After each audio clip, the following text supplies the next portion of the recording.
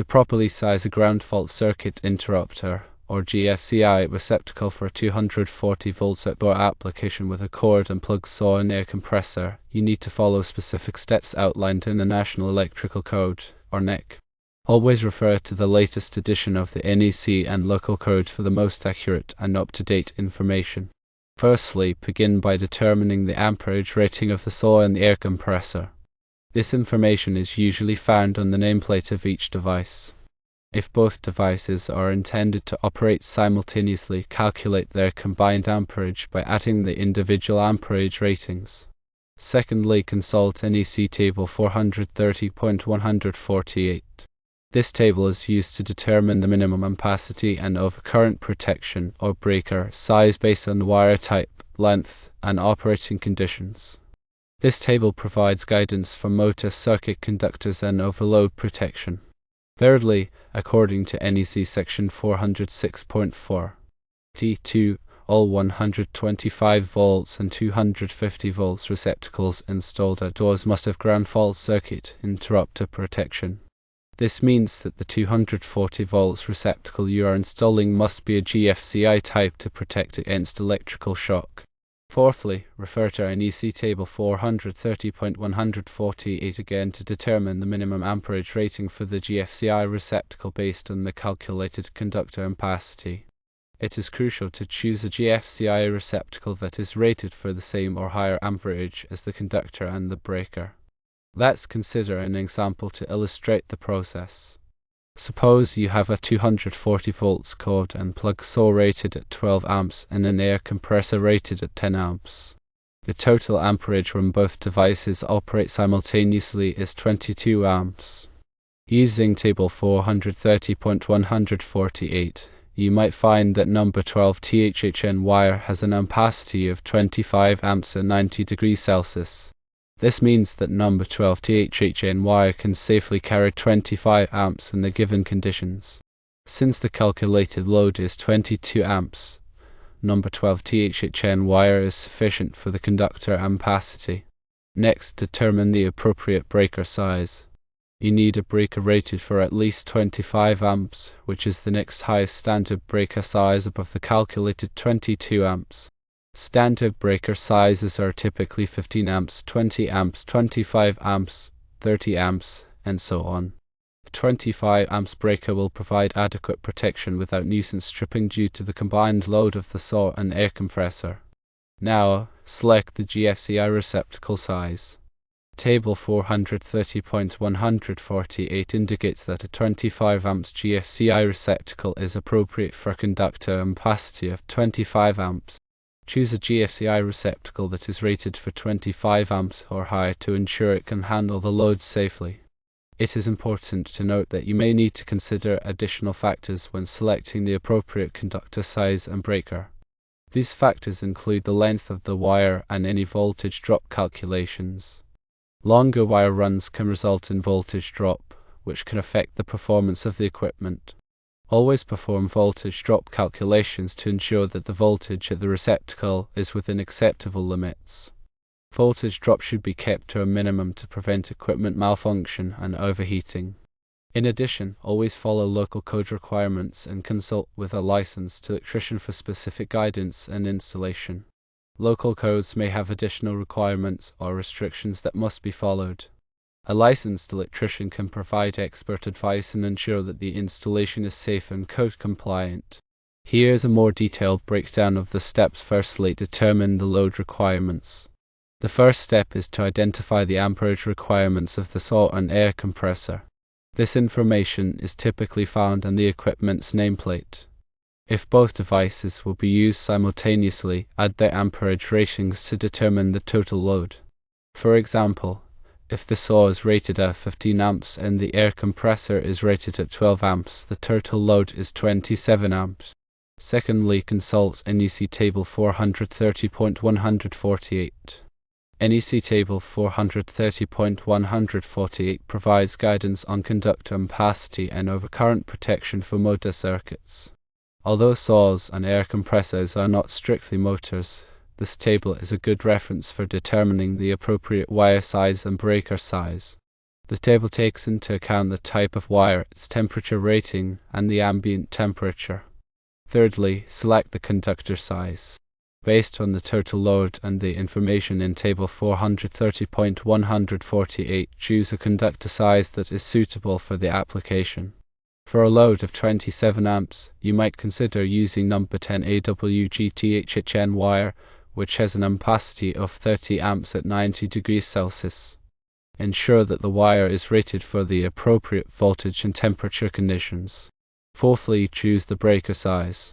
The breaker size should be selected to protect the conductor from overcurrent. According to NEC guidelines, the breaker should not be larger than the ampacity of the conductor. In this case, a 30 amps breaker would be appropriate for number 10 AWGTHHM wire. Fifthly, select the GFCI receptacle. Since the receptacle is installed outdoors, it must be GFCI protected. Choose a GFCI receptacle that is rated for the appropriate voltage and amperage. In this case, at 240 volts, 30 amps GFCI receptacle would be suitable. Ensure that the receptacle is listed and labeled for outdoor use. Sixthly, consider voltage drop. Voltage drop is the reduction in voltage that occurs along a conductor due to its resistance. Excessive voltage drop can cause equipment to malfunction or overheat. To minimize voltage drop, choose a larger conductor size or shorten the length of the wire run.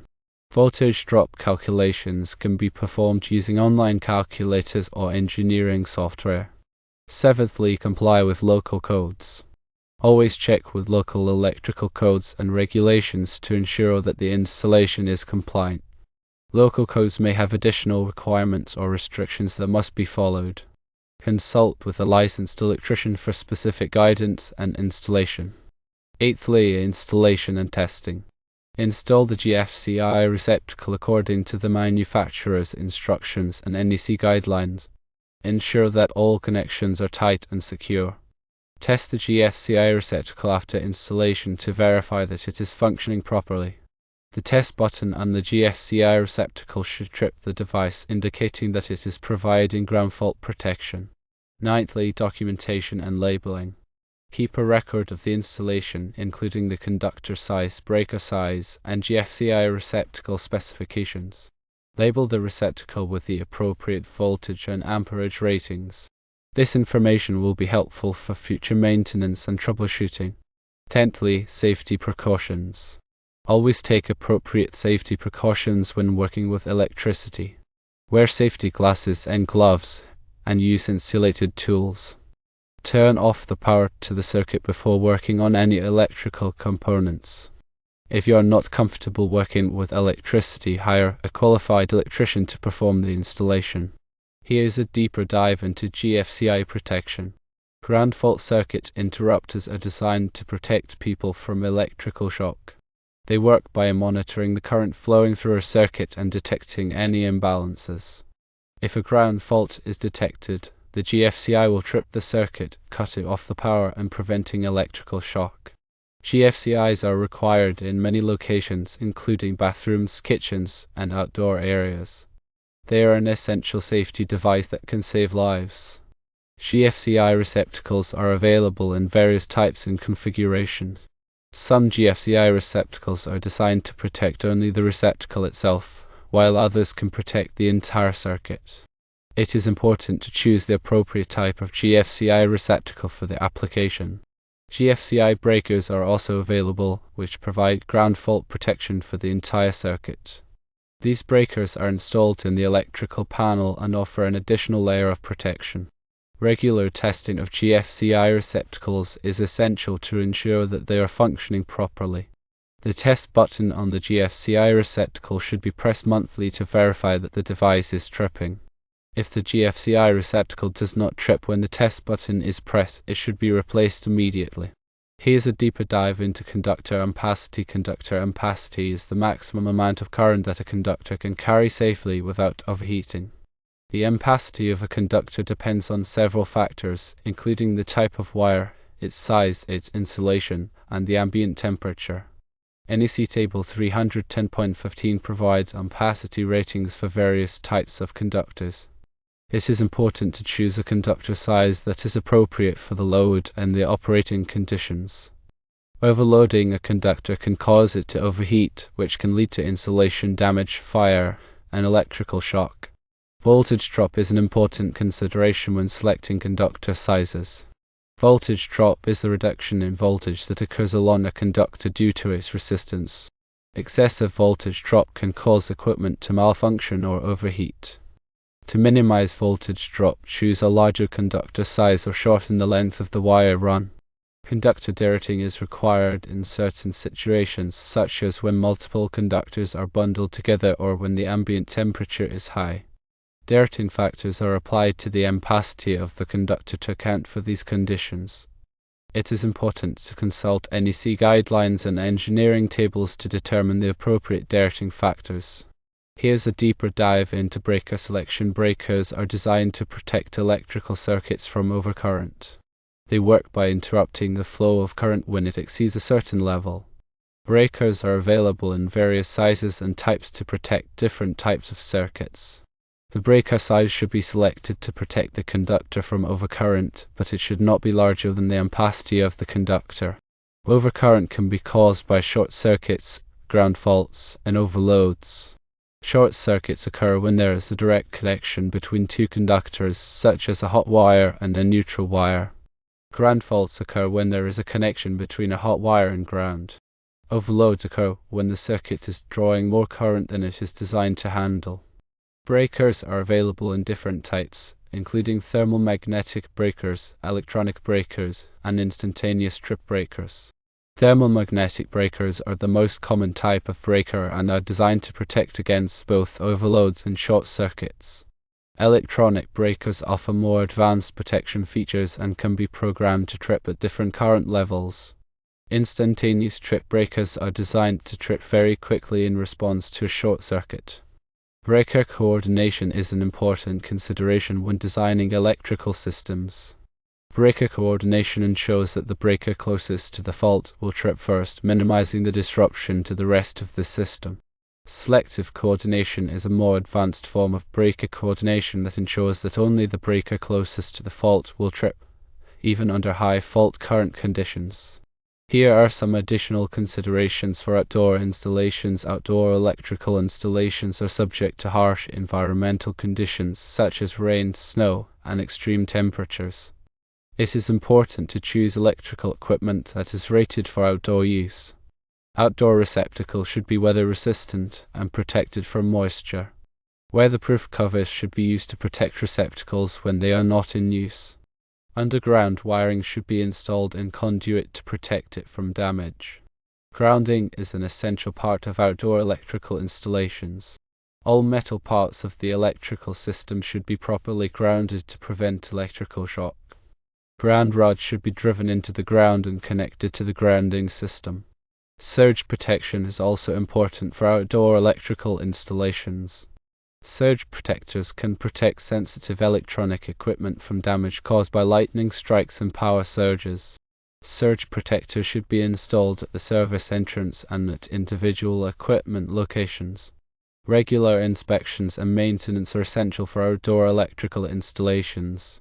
Electrical equipment should be inspected regularly for signs of damage or wear.